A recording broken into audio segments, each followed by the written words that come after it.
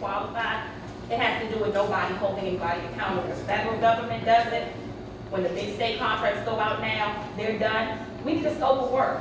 We want something that we can reference. If you guys give a security contract, we want to know that these people can't come in and say, well, I underbid $100,000 and I got the contract. You can't do the work under $100,000. I want to know if I bid on a $100,000 job that I know I can't.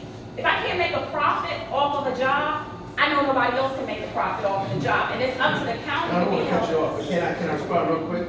Absolutely, but here's how that's got to work.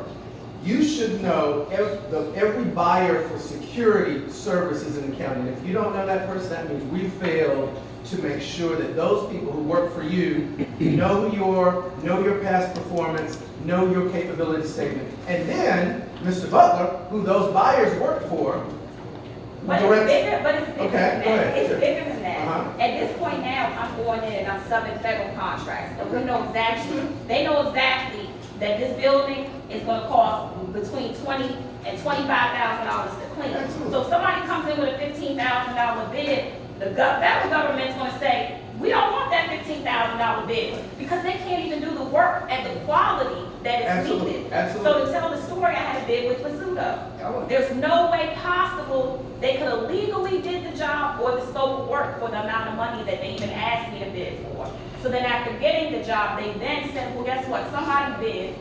This is a contract to say, you know, I'm gonna get my foot in the door with Pizzuto, and from there, I can build a relationship.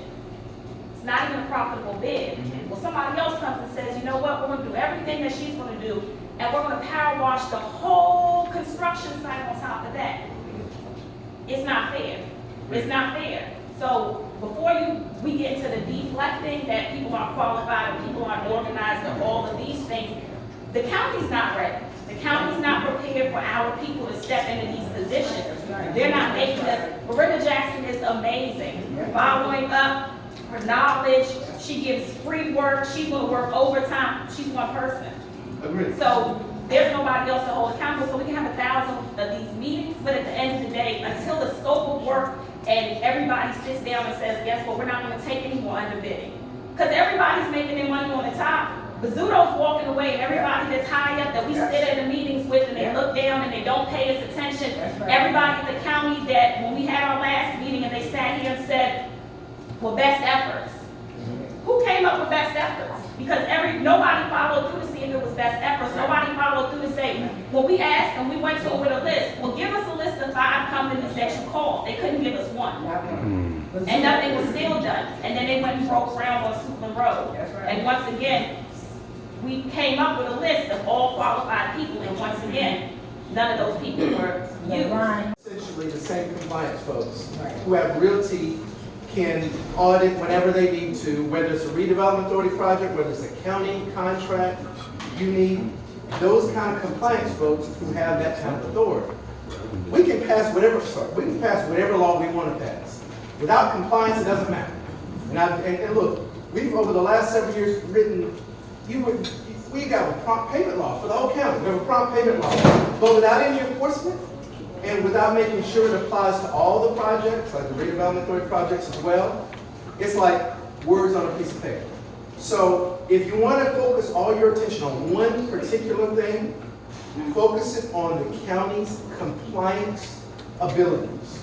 That is where you'll make a difference in all of these issues. The people whose job it is to make sure the general contractors have their subcontracts, that they're getting paid on time, that all of those things, and when you don't have compliance, they get fined.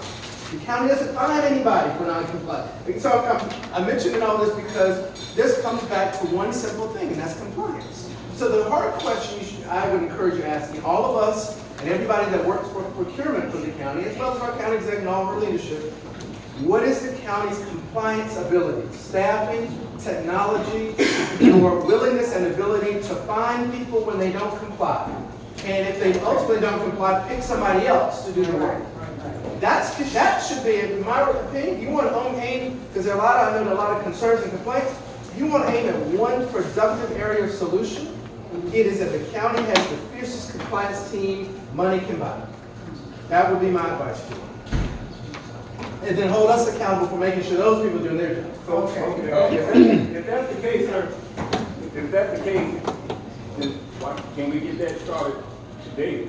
Absolutely. So you've got our friends with some SDD here. We're our friends with SDD. Yes, yes. So I would say you have a couple folks here from so our entity that we need to even do a better job, I think, of empowering to do this work is our SDD, and then there's a compliance unit within OCS, and they can give you more detail. But they need probably 10 times the staff they have. They need some technology support. Miranda needs more support.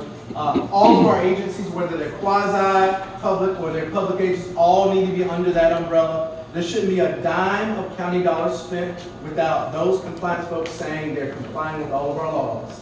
So all of that needs to happen, and I think it can happen, but I think it's going to take what Rodney said, Councilman Streeter said, getting all of the right people in the room.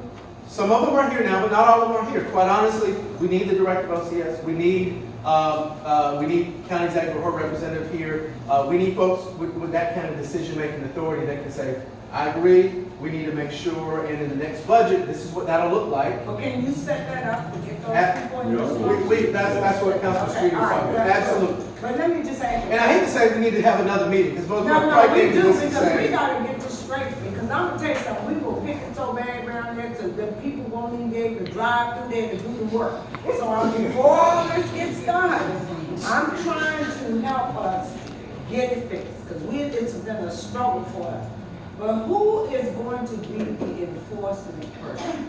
Even after everything you just said, who's gonna enforce this to make sure that the compliance people are doing what they're doing, the people from the county? Who's So ultimately, how this is supposed to work Yeah, is it goes. You have county executive, the director of central services. You then have the director of central services, who is over the compliance division with the Office of Central Services, as well as SDD, which is the Supplier Diversity Development Division. The county executive also has authority over a lot of the quasi-agencies, a lot of the redevelopment authority, some of these other agencies. Then you have us as the county council, who has oversight. So we're not the day-to-day folks over the agency, but they all got to get funding through us. Right. So we're the oversight. right. So, but ultimately, I would say if you, and I think you've got a county executive who's serious about compliance. That's the good news. And you've got, I think, So how do we know that? you've got a director of central services. So we just want to know who's going to make it But work. I mentioned that because not everybody knows that, and that's important. And just as important is that you get to know, like the back of your hand, Mr. Butler. To know, I encourage you, before it's all said and done, next 90 days. Okay. 90 days. Have a meeting with Mr. Butler, his leadership team. He's the Director of Central Services, okay? I would encourage you to, before that meeting, have the litany of concerns. But ultimately, and again, we'll be there, we can be there, make ourselves available. That's the meeting I would most encourage you to have.